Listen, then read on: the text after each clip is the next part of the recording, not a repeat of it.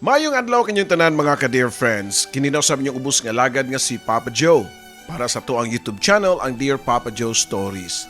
Karong adlaw lain na sad nga istorya nga tagana to pagtagad nga pinadangat sa tuang usa sa tuang YouTube subscribers. And talking about YouTube subscribers, kung wala pa mo makasubscribe, please subscribe and click the notification button para ma-notify mo sa mga bagong istorya nga atong idalit ninyo. Ug by the way, sa katong ginahan maminaw sa tuwa mga karaan nga mga istorya, gi-upload na ko sa laing channel. I-check lang ninyo, i-search lang ninyo ang katabi uban ni Ate Gems. Siya nga kumpares, so siya akong gituhunan anang mga karaan na kay dili na siya pwede ang mga karaan sa tuang YouTube channel karon tungod kay ni again siya sa reuse content. Meaning to say, katong mga daan magud gitangtang nato tungod kay audio ra siya. Bawal na siya sa YouTube. So kinalan, ingani na ang dating kanang nakos yung atubangan magbasa sa istorya. So, di na ta maglangay ug atong paminawon ang atong istorya karong adlaw.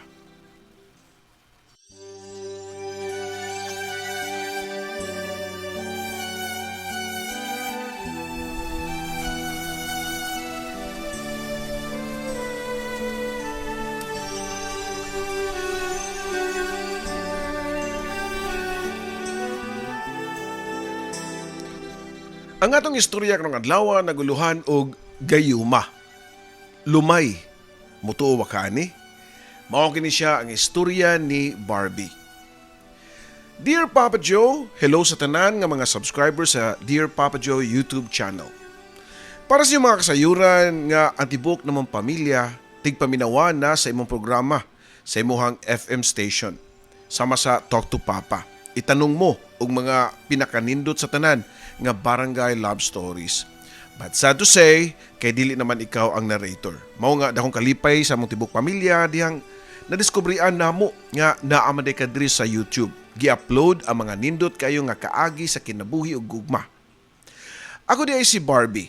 Ug karon nga taknaa, akong isaysay ang nindot kaayo nga love story ni Susan ug ni Ranjet.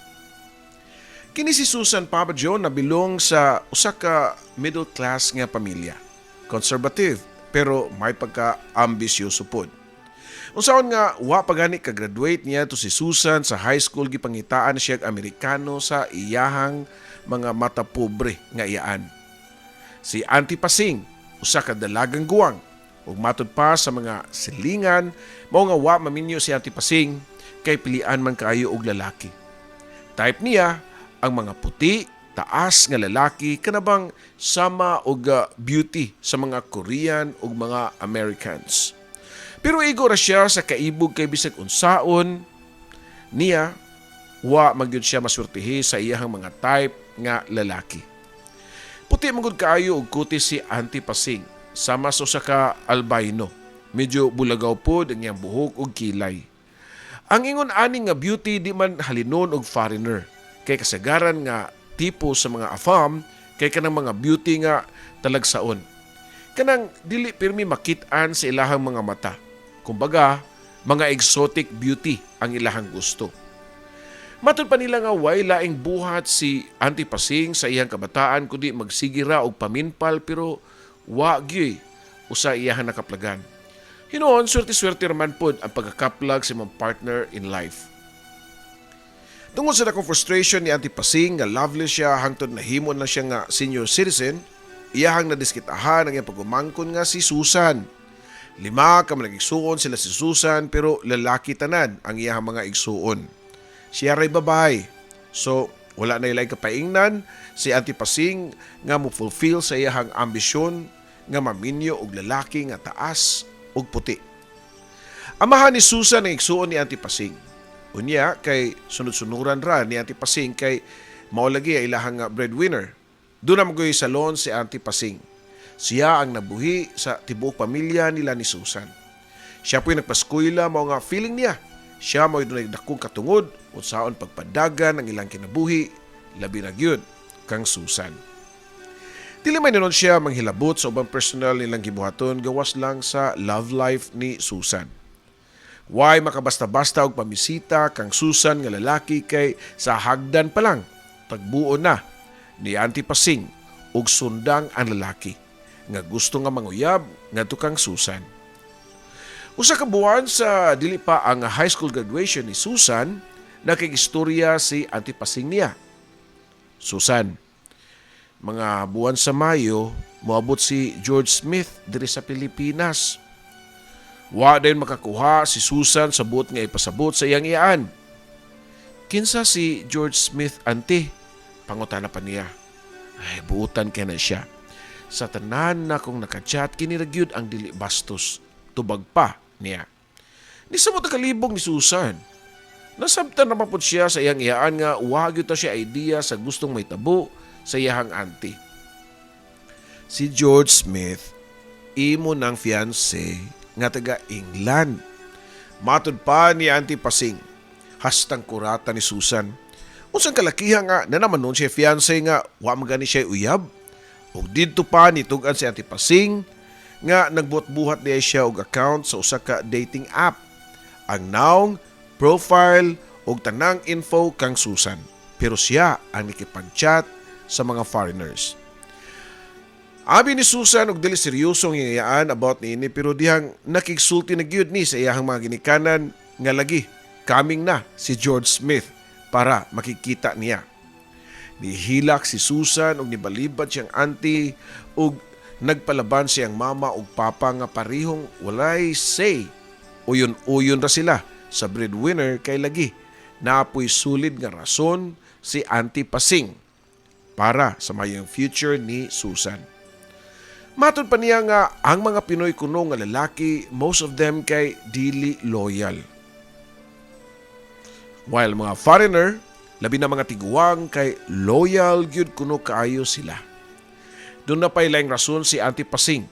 Gawas nga nindot og future si Susan, munindot pud kuno ang liwat nini kung masagulan na og foreign blood. Mura na manggod og beauty si Susan, nga sama sa usa ka Indian or Turka og beauty. Kung masaguluhan kuno ni og puti, sigurado nga gwapa o gwapo ang ilahang liwat. Di masabtan ni Susan ang mga mabaw nga rason sa iyang pamilya para paminyuon og dugong bughaw. Tungod nini usa ka lakang ang iyang nahukman. Giplano niya ang pagkagyo. Pero di ka ng kagyo nga way plano nga mubalik. Mubalik pa siya sa ilaha kung mumabdos na siya sa lalaki nga iyang kachat sa Facebook. 2 days sa di pa ang iyang high school graduation, nilakaw siya sa ilaha padung sa layong lugar. Gibuak niya ang iyang alkansiya para mo'y gamiton sa iyahang panaw. Labgunon pagdagat ang lugar nga iyahang adtuon kay taga didto man, si Carl, ang iyahang ka-chatmate. Damgon na ni Susan nga mupaso atol siyang graduation pero wa na matuman. Namahala na lang siya tungod sa iyang kahadlok ug ang naa siyang unahuna nga makalayo dayon sa ilaha before moabot si George Smith. Nisakay siya barko paingon sa lugar nga exact opposite sa lugar nga iyang gipuy-an ug nadak-an. Sa iyang giadtuan, dili siya suwito kay siyang tibuok kinabuhi, wa pa siya kasuway og biyahe sa laing lugar.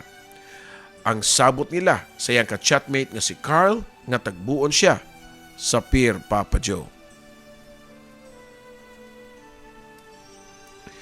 Siguraduha biya Carl ha, nga tagbuon ko nimo kay wa ra ba jud ko maswito niya. Labaw sa tanan wa ra ba jud ko'y kwarta, igor gyud plitis sa barko. Matod pa ni Susan sa wa pa siya ni sakay sa barko. Ni pasalig man pud si Carl nga naagyud siya magpaabot sa ganghaan sa barko. Nakailaman pud sila sa usag-usakay, nagkakita naman sila sa video call. Samtang naglawig ang barko sa kadagatan, kalit lang nga niagas ang mga luha ni Susan. Gi-question niya ang nahitabo sa iyang kinabuhi. Dili kato nga klase sa panghitabo ang iyang gidamgo. Simple ra magidunta ang iyang pangandoy sa kinabuhi. Gusto lang niya nga makapadayon og eskwela og college. Nakita na niya ang picture ni George Smith.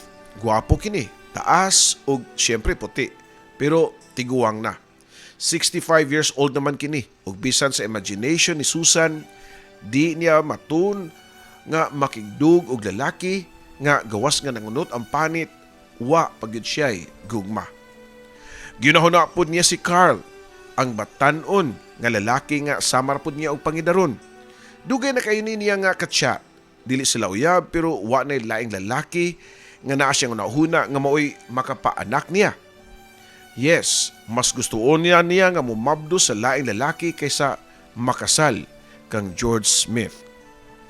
Ang pangutana, mahal mapud ka kini? Ang gitawag og Carl. Ang tubag mao nga di pud siya sigurado. Usaray sigurado niya tungura dili siya kang George Smith. Dili siya sa lalaki nga lahi sa iyahang panagway. Di siya gusto og dugong bughaw. Gusto niya Pinoy, sama niya og dugo. Nagsago lang niyang gibating kakulba diyang nidunggo na ang gisakyang barko sa pier. Pagkanaog pa lang sa barko, iya day gipangita si Carl o gisuhid niyang taman ang kolor sa t-shirt ni Carl nga maoy iyang gidescribe sa ilahang chat. Nilabay ang pila ka minutos nga nagsiglingi-lingi si Susan kung asa dapit si Carl nagbarug pero wa siya'y nakit-an. Why nag-t-shirt og stripe nga blue o yellow nga dunay drawing nga Mickey Mouse sa atubangan. Kahilako na kayo si Susan kay ganiya pa siya gasigig chat kang Carl kung asa na siya. Iya na pud gitawgan ang iyang cellphone pero di na makontak si Carl. Nagpaabot pa siya og laing nga pila ka oras, mga 4 ka oras siya nga naglingkod sa arrival sa pier sa pamasin nga naglubat lang si Carl. Or doon na ba emergency nga nitabo, mao nga wa katunga. Human sa 4 ka oras nga pinaabot na kaingon siya sa kagalingon nga good time ra gyud siya ni Carl. Wa gyud kini plano nga makikita niya. Nag-joke lang siguro ni. Pero iyang joke dili kataw-anan, kundi dakong problema kang Susan. Walang tay kaso kung napa siya kwarta kay kapila ra pagpalit og ticket balik sa iyang ginikanan. Pero wa na siya kwarta. Pagtanaw niya siyang pitaka, igon lang siguro makapalit og pan og ice water. Ang nahabilin niyang kwarta. Unsaon nga nagpasalig baya si Carl nga siya bahala tanan. Pero hain naman si Carl. Ang makitaan si Carl mao ay pinakalas gyud niya na siyang unahuna niya tong taknaa. Ang una niyang concern kung asa siya padung nga wa man siya sa maswito sa mga lugar. Wa pa siya kaon, wa pa gyud siya kwarta.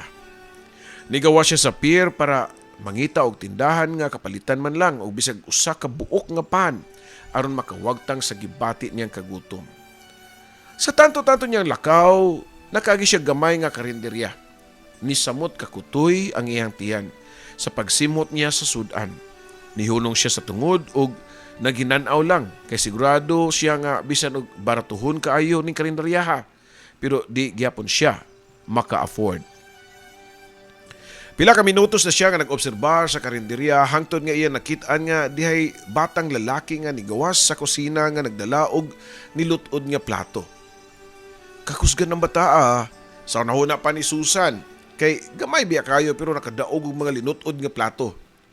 Mao din nga kusgan kay bata kay di man din ni bata. Gamay lang. Mura ba og habit ang size Papa Joe. Dili po duwindi kay dako-dako ra pud siya sa duwindi. Dili pod unano kay balance naman ang iyang lawas.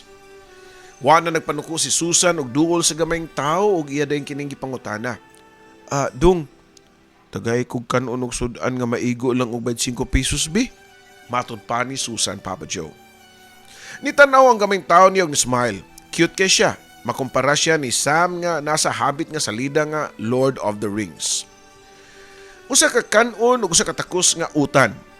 Pili lang unsang utana, naay batong, naay beans, ug talong. Matod pa sa mong gamayng tao. Sige, taksi ko ng kanon ug usa ka bagyo beans. Matod pa ni Susan. Nitubag dayon ng gamayng tao nga si Mercy Ray mo takos nimo kay tigugas ramang ko diri. Cute pa niyang ingon nako. Hasta iyang tingog cute pud kayo. Unya nilakaw siya balik sa kusina kay daghan pa kuno siya og hugasan. Og tuod man nakakaon gyud si Susan, natambala na iyang kagutom. Ang problema na lang niya ug asa siya mangitag kwarta nga ikapliti pauli sa ila. Gabi na kadto, mga alas 10 na og padung na manira ang karinderya og wa gyud mohawa dito si Susan. Gipangutana na siya ni Mercy kung taga-asa siya ug iya po gitubag sa tagalayong dapit siya ug wa na siya kwarta nga ikapliti og balik sa ilaha. Nihangyo si Susan nga ato lang siya matug sa karinderya. In return, mutabang siya panghugas sa plato inig kaugma. Nisugot raman po si Mercy, ang tagiya sa karinderya. Pero wa din makatug og dayon si Susan kay iya pa pangbasa ang daghan kayong text sa iyahang mama ug papa. Kay namatikdan na nila ang iyang pagkawala. Gipangita na siya sa ilaha. Sunod nga nitawag siyang cellphone ang iyahan ng auntie Pasing. Pero tungod siyang kahadlok, iyang gi-cancel ang tawag niini. Unya nitawag na pud kinig balik. Iya lang gyapong gi-cancel. Pagkatataod, nakadawat siya og pusot-pusot nga text gikan siyang iyaan nga nagingon nga kung asa man gani ka karon Susan pauli dayon kay tagbuon ti ka sa airport. Tagbuon sa airport nato si George Smith. Nasayo ang iyang pag-abot sa Pilipinas kay gusto niya nga mutambong sa imong graduation. Nagplano naman unta si Susan nga gusto na niyang mupauli asap. Basta makita na siya pamliti. Pero wa niya buhata. Pagibaw niya sa gi-text siyang auntie o gi-off na niya ang iyang cellphone. Ug wa na gyud ablihi pagbalik. Pagkaugma, nitabang-tabang siya sa karinderya in exchange sa iyahang pagkaon. Wa na siya sweldo, kay matod pa ni Mercy, wa pud siya ikasweldo. Okay ra niya nga agwantahon for the meantime, just cross the bridge lang kuno. Og nalingaw ra man pud siya sa pagpanghugas og plato kauban ni Ranjit. Unsa gyud ka diri Susan? Sa tan-aw nako nimo, di ka anad og trabaho. Pangutana pa ni Ranjit ngadto niya. Cute kayo si Ranjit og buutan pagyud kayo. Sama gyud kabuutan sa naong ni Sam ang habit sa Lord of the Rings. Nismile si Susan kang Ranjit unya sa way lipod-lipod gisulti niya kang Ranjit ang tinuod nga panghitabo. Unsa? Mao din ni nahitabo. Matod pa niya og nitando pod si Susan nga, "Oh." Ni-suggest si Ranjit nga pangitaon kuno nila ang address ni Carl. Kay naa pa man ang address sa iyang phone pero mao lagi kinahanglan na po niya nga i-open ang iyang phone nga mao iyang gilikayan kay bawo siya nga nag-alburuto na ang iyang auntie Pasing kay usa ka gabi og duha ka adlaw na siya nga nawala. Sumoto pag-abot sa adlaw nga Domingo close ang karinderya. Moto ang adlaw nga ilahang gisabutan ni Ranjit nga tuon si Carl sa iyahang address. Nagkuyog ang duha nga naglakaw og nisakay sila og bus kay layo-layo pa man ang nahimutangan sa mong address ni Carl. After 2 hours nilang biyahe sa katapusan natultulan nila ang address ni Carl. Pero ang nitabo sa ilahang pagpanuktok sa balay ni Carl, walay tao. Walay tao nga nagpangan og Carl didto. Matod pa sa babae nga basin giskamra siya. Gigud siya tra kuno sa iyang kachat. Balik sa agi, ang ilahang sun nga gibuhat og dihang nakasakay na sila og bus silang duha ni Ranjit. Padung uli silang karinderya nangutana si Ranjit niya. Nag-uol gyud siguro ka Susan sa kay wa nimo ikita ang imong kachat. Igo lang ni tutok si Susan og ni smile. Wala naman ko nag-uol, nalipay pamanggani ko kay naka-experience kog ingon ani nga adventure. Tagsarabi ako kagawa sa mua kay stricto kayo akong auntie Pasing.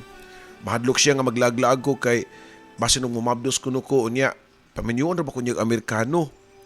Na-surprise si Susan sa kagalingon sa talagsaong feelings ngayong gibati niya tong tungura.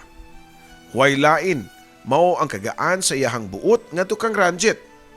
Pagkatataod, nahilom ang ilahang panagsuryanay kay nakatug si Ranjit sa biyahe nila.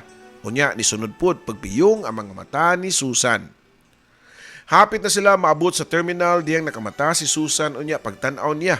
Nagsandig na si Ranjit sa iyang abaga samtang nagpiyong ang mga mata. Iyang gitutukan ang naong ni Ranjit. Ngayon usinti kaayo. Nakapanghupaw si Susan unya ni smile na sab siya siyang unahuna.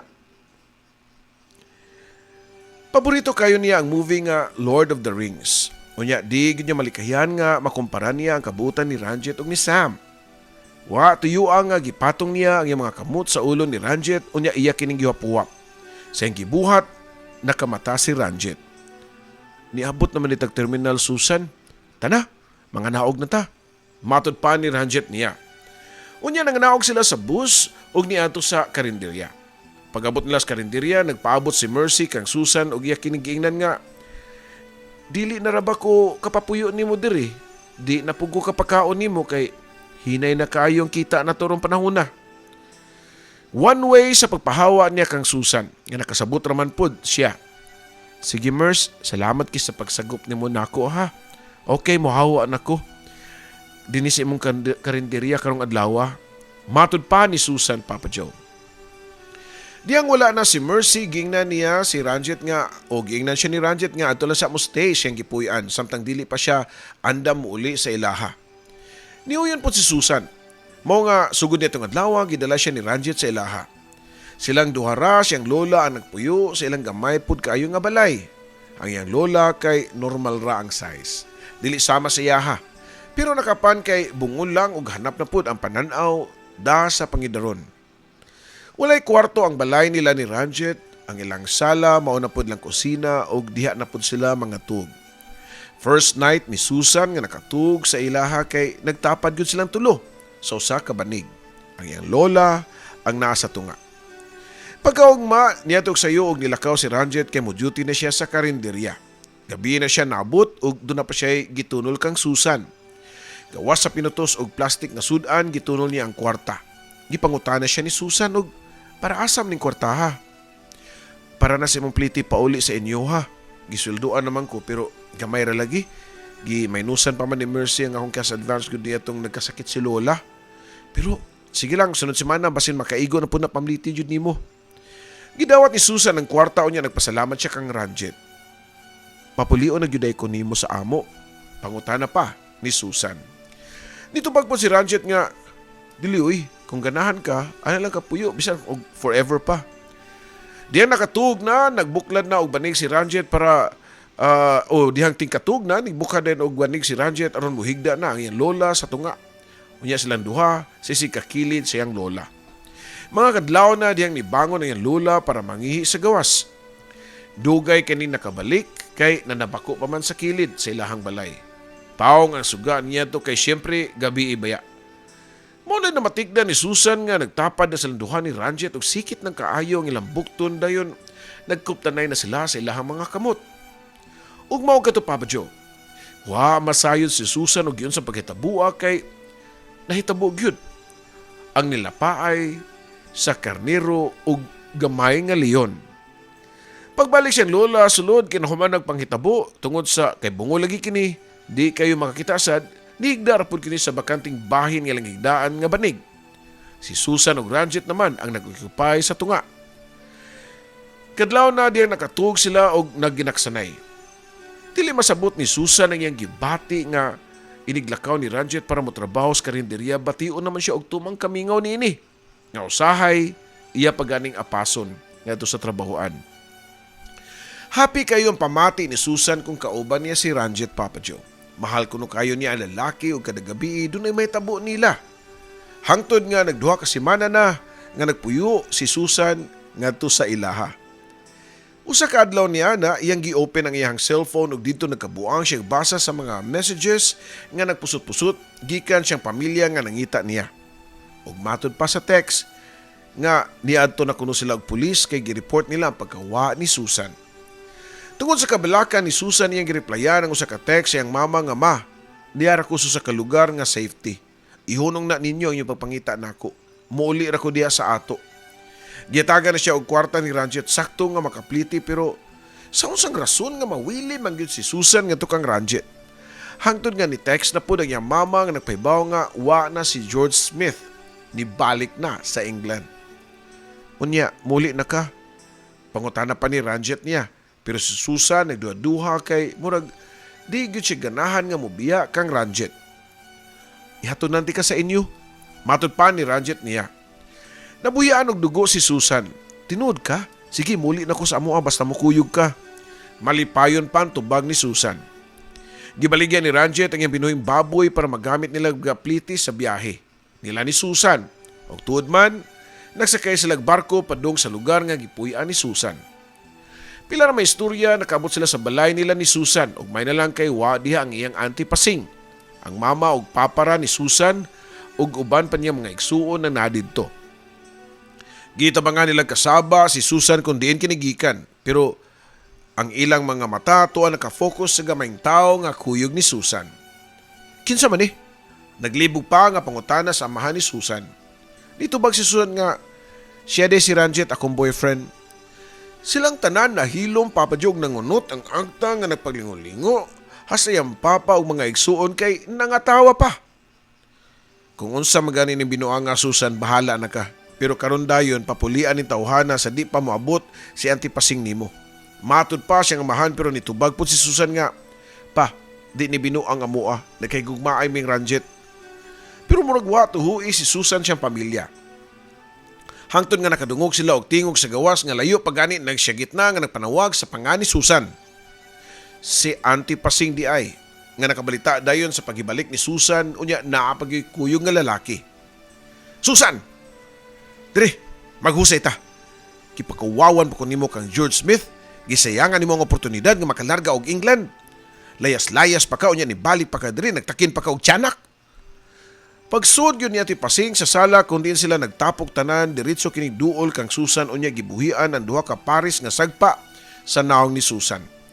Murag na wingig si Susan sa kasakit sa sagpa. Kusgan paghihapon si Auntie Pasing bisan og senior citizen kini. Humanyag sagpa kang Susan, giduol niya si Ranjit og gitulisok. Hoy, ikaw, tiyanak. Yun sa man mo niya akong pagkumangkon ha? Usay lumay nga imong gigamit niya ha? Nangatarungan si Ranjit nga, lumay? Wa man ako na lumaya si Susan. Niduol po si Susan og yatubang ang iyang tigre nga iyaan. Auntie Pasing, nagkahigugmaay mi si Ranjit. Matud pa ni Susan pero laing pad na pud ani tugpa sa iyahang naong ug gisagpa na pud siya ni Auntie Pasing. Dungan sa pag-ingon nga paghilom Susan. Dayon gitubag na pud niya si Ranjit o giatubang niya si Ranjit unya iyahang gikapkapan ang tibok lawas niini. Dili pa igo gihukasan og t-shirt unya gipangkuot ang bulsa sa karsunis. Mao di ay, iya kuno pangitaon ang habak ni Ranjit nga mao'y hinungdan nga na-hypnotize kuno si Susan. Wa ni hunong si Auntie Pasing og hiram sa tibok kalawasan ni Ranjit. Iya pa kini nga gipahubo sa sapatos ug medyas unya kalit lang ni syagit si Auntie Pasing nga ningon nga, daan palagyud ko, ikaw tiyanaka ka, gilumay nimo si Susan. Niya tungura, nagkupot na si Auntie Pasing og usa ka gamay nga botilya nga lingin. Iya kining giisa sa ibabaw para makitaan sa tanan. Ang gikuptan ni Auntie Pasing nga gamay nga botilya kay dito niya nahikapi sa hawak ni Ranjit. Ang botilya dunay sud nga lana ug mga gamot-gamot nga wa sila masayod og unsa. Namalibad si Ranjit nga dili kuno kadto lumay, tambal kuno kadto ug mga sakit-sakit sa tiyan. Pero di gyud motuo si Auntie Pasing kay lagi gilumay niya si Susan. Nagtawag ang amahan ni Susan og mga lupon sa barangay og ilang gihinginlan si Ranjit. Kung di ko mo pauli sa ilaha, ila ko nung ipapriso. Kung unsa man ganing kasuha, wa pud kumasayod. Mukuyog na si Susan niya pero di siya kapiog sa 5 ka tawo nga nagkupot sa iyahang bukton ug lawas. Ang uban gikupta ng iyang batiis ug hawak para di gyud kuno kini makaipsot. Kay grabe naman gyud. Murag gisaniban sa iyahang gugma si Susan nga murag nawa naman sa iyang katinawan sa iyang pangunahuna. Wala na si Ranjit. Kung asa siya napunta, wala na po'y kasayuran sila si Susan o tibok niyang pamilya. Mga upat ka adlaw nilang gigait si Susan kay muikyas mangyud. Tagduha ka tao ang mubantay niya para di makalayas. Ikaupat nga adlaw sukad na itabo, niabot si Auntie Pasing nga nagdala og tiguang nga tambalan. Tinguha nila nga palayason ang unsa man ganing klase nga demonyo nga nisanib sa pagkatao ni Susan nga hinungdan nga nalumay kini ni Ranjit. Kapila nga balik-balik ang tambalan para palayason ang daotang espiritu kuno sa lawas ni Susan. Hangtod nga sa kaadlaw, wa na kini mo balik kay matod pa niya nga wa na kuno bisa ang lumay. Pero sa kaadlaw niya na nakuyapan si Susan ug ipatawag na po nila ang mananambal. Pero ningon kini nga doon na kuno sud ang tiyan ni Susan. Naay kinabuhi usa ka bata. Nasyak silang tanan. Di makatuo nga mumabdo si Susan. Ang pinakaisog kayo nga mao si Auntie Pasing, di kuno siya gusto nga masagulan og lahi nga tiyanak ang ilang pamilya.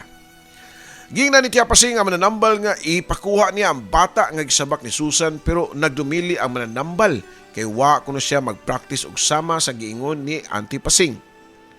Matod pa sa mananambal nga wa na mo'y laing mabuhat niini, kundi pakatawhon ka nang naa sa sud sa tiyan. Amot kaha og tinuod bagyod ang napawalang bisa sa tambalan ang lumay. Basta si Susan, kay di naman inuon siya mo attempt og layas. Pero kung pangutanon nimo siya kung napabaghihapon siya feelings kang Ranjit, ang iyang tubag kay naa pa. Mahal kuno niya si Ranjit. Pero tuwa sa layong dapit si Ranjit, wa na sa lay communication hangtod nagdako na ang iyahang tiyan. Mga 5 ka buwan ang tiyan ni Susan dihang kalit nga niabot si George Smith, gikan sa England. For the first time nakita ni George Smith si Susan ug matud pa sa foreigner kang Susan nga, "Susan, I'm glad we've met. My intention for you are still the same. I still want to marry you." "Why would you marry me, George?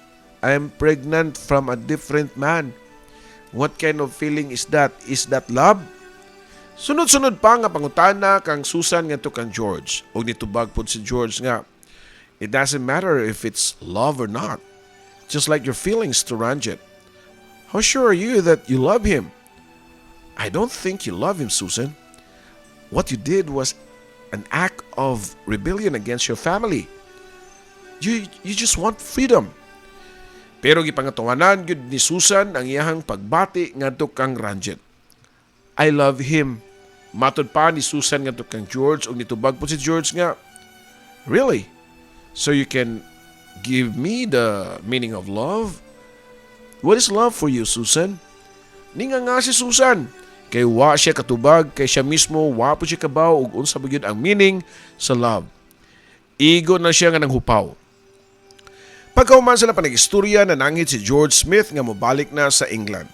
Pero sa wa pa nilakaw, kapila niya gibalik-balik ang Susan nga, "If you change your mind, maybe after giving birth, just email me." So pa nanganak si Susan, nag-ingon na siya nga kung normal kuno ang bata ni gawas iyang pangitaon si Ranjit. Pero kung abnormal ang bata, kung muliwat man kang Ranjit, iya kunong i-emailan si George Smith. Ug tuod man niabot ang adlaw nga gikadlukan sa tanan ang hukom ni Susan. Kadto ang adlaw nga mahibaw-an kung unsay tsura sa ilang anak ni Ranjit. Gipakatawag yun ni Susan ang bata ug pagkakita sa tibok niyang pamilya, nagsagol ang ilang gibati. Kalipay ug kaguol. Unahon ako ang kaguol nga ilang gibati. Naguol ang amahan ug inahan ug mga igsuon ni Susan kay ang bata naliwat kang Ranjit. Pero si Auntie Pasing nalipay kay mao may saad ni Susan nga kontakon niya si George Smith aron dawaton ang iyang proposal nga kasal. Usa ka batang babae ang gipanganak ni Susan, ila kinigingalan og Maria Angela. Pero diyang nag 5 years old na ang bata, gianggaan nila og Barbie. "Yes, Papa Joe, ako si Barbie, ang nagpada ni ining suwatan nimo karon. Sa pagkakaron, 16 years old na ko. Doon ako'y sakit nga dwarfism. 16 na akong edad pero akong size kay mura pa og 8 years old nga bata. Yes, abnormal ko tan-awon kay lahi ko sa uban pero size ra ang ako ang dili normal. Kay I am pretty much the same to anybody else. I try to live normally, Papa Joe. Like niskuhil ako, expose ko og unsay mga uso karon, mag-internet ko og mag-YouTube ko. By the way, basin ganahan mo nga makibaw sa update sa kong inahan nga si Susan. Pagkahuman niya panganak nako, iyang gitinuod ang iyang gipasidaan nga kontakon niya si George Smith. Para minyuan. 5 months pa lang ko diyang nagpakasal ang akong mama ni George. Pagkahuman nilarga siya sa England. Ug wa madugay gikuha ni mama si Susan o gikuha ni mama Susan si Auntie Pasing. At least man lang natuman ang damgo ni Auntie Pasing nga makatunob og snow. Yes, nakatunob siya og snow pero pila ka buwan ra pod kay nakasakit siya og sipon ug ubo. Dito og mao ni pauli siya og balik sa Pilipinas. Pero ni grabe siya. Dili ordinaryong sipon ug ubo lang ug mao'y hinungdan sa iyang pagpanaw sa laing kalibutan. Sa tinuod lang gusto ni George Smith nga adto ko sa England papuyon kauban ang akong mama ug sa uban pa nako nga mga stepbrother and sister. Kay nagkaanak man silang duha. Di ko ganahan dito, Papa Joe. Gusto ko diri lang ko sa akong lolog lola kay pinangga kay ko nila. Ug usa pa gyud, na ako'y rason nga nung nagpabiling ko diri sa Pilipinas. Kana tungod kay gusto ko nga makakita sa akong tinuod nga amahan, si Papa Ranjit. Papa, kung asam ka karon, if ever makadungog ka ning akong istorya or istorya ninyo ni Mama, please pakita nako. Di nako igsapayan kung unsay ugat nganong nahimugso ko aning kalibutana. Bisan og gilumay pa ko o gilumay nimo si Mama, ikaw gyapon ang akong amahan. May lumay or wala, gusto ko nga makita nimo. Kay bawra ka asa ko pangitaon. Nalang gyapon mi sa parehong lugar kung di nimo gihatod si Mama Susan kaniadto. Papa Joe, daghan kay salamat sa pagbasa nimo sa akong kaagi, sa akong mga ginikanan ug kaming tanan nga tibok pamilya, labi na akong lolo ug lola. Ang mga tita ug tito nako kay idol kay kanila. Sila ang sigig agni nako nga isuwat ang akong istorya sa kinabuhi ug gugma sa akong Mama Susan. I hope nga magpadayon pa nimong YouTube channel para daghan kapag tao nga mapalipay sama nako, Papa Joe. Daghan kay salamat and God bless to you. Og kang Ate Gems kay nag-subscribe na pug ko sa iyang YouTube channel ang katabi. Kini mo magtatampo, Barbie. Daghang salamat, Barbie, ug mabuhay ka.